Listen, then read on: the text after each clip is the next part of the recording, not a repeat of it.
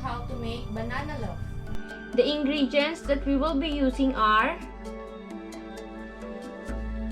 eggs, buttermilk, vegetable oil,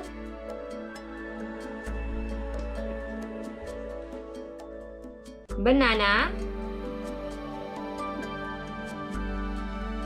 white sugar, brown sugar, banana extract, all-purpose flour, cocoa powder,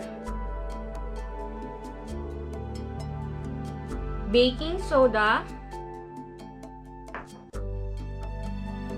and salt. And for the toppings, we will be using walnuts and dark chocolate. Before we continue, preheat your oven to 350 Fahrenheit.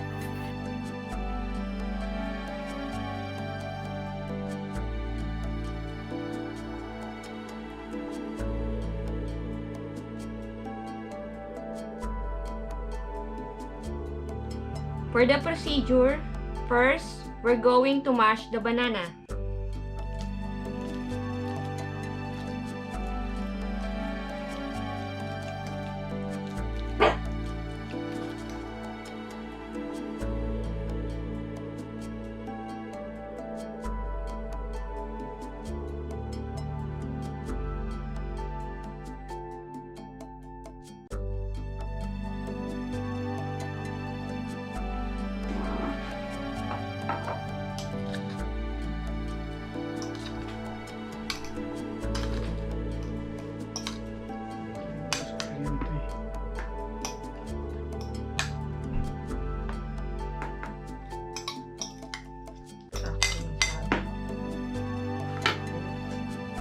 Second procedure, we're going to combine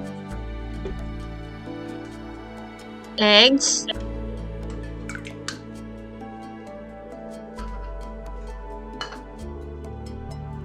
buttermilk,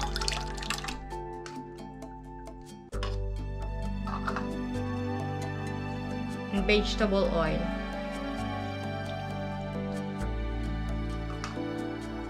Mix until well incorporated.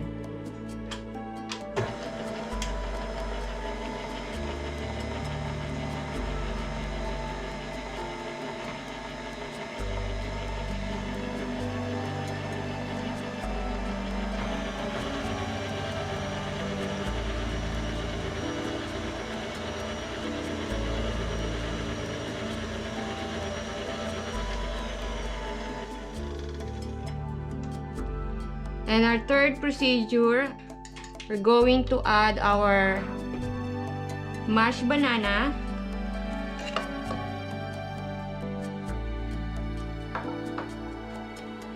white sugar, brown sugar, and mix it again.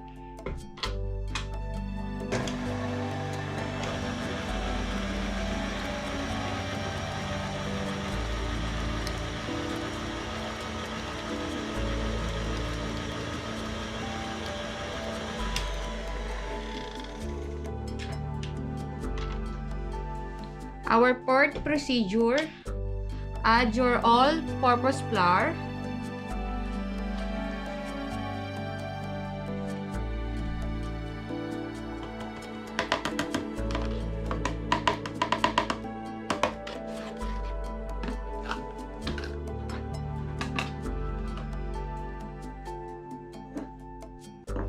your cocoa powder,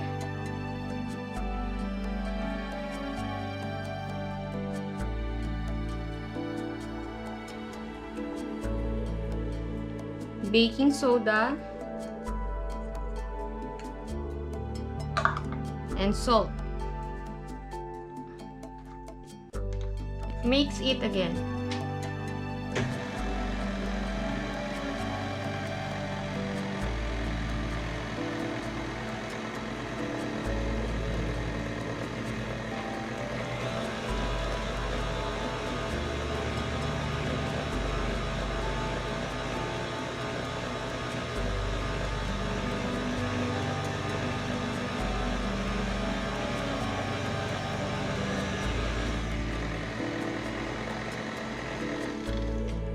The last ingredient that we are going to put is banana extract.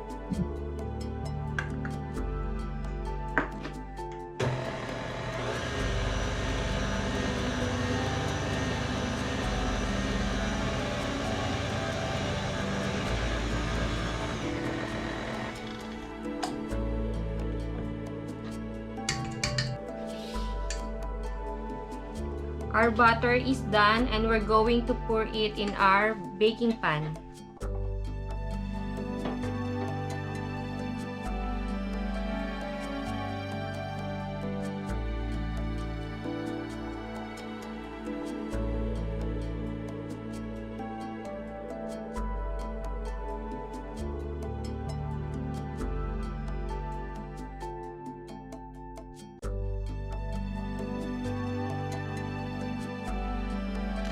And we're going to add our toppings. The walnuts and the black chocolate.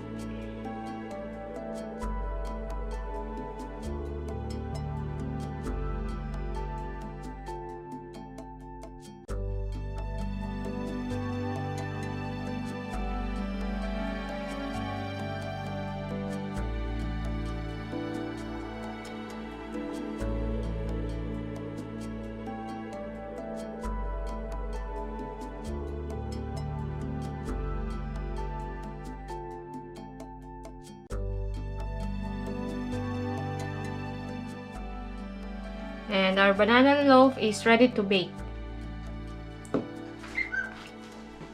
We just heat 350 Fahrenheit and we're going to put our banana loaf.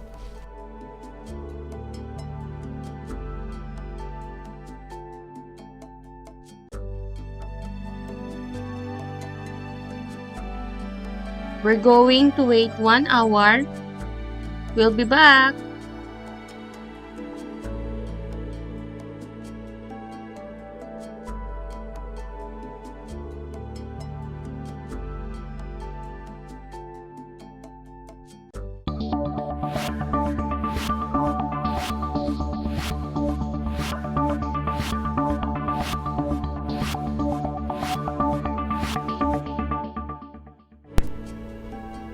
It's been an hour. I think our banana loaf is ready. And I'm going to take it out from our oven.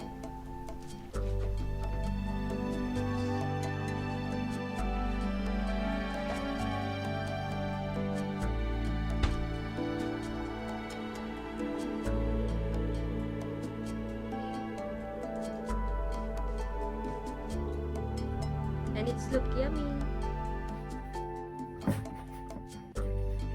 Before we remove it from our baking pan, we're going to wait until our banana loaf cools down and before we could make slices. Our banana loaf is ready and we can remove it from the pan. Okay. And we can slice it.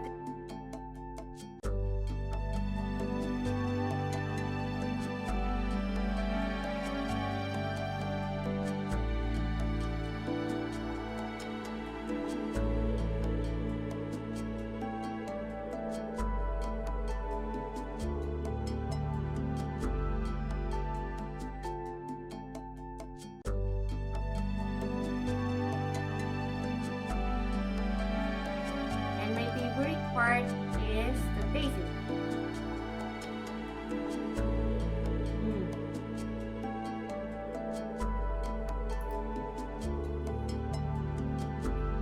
Our banana loaf is soft and moist.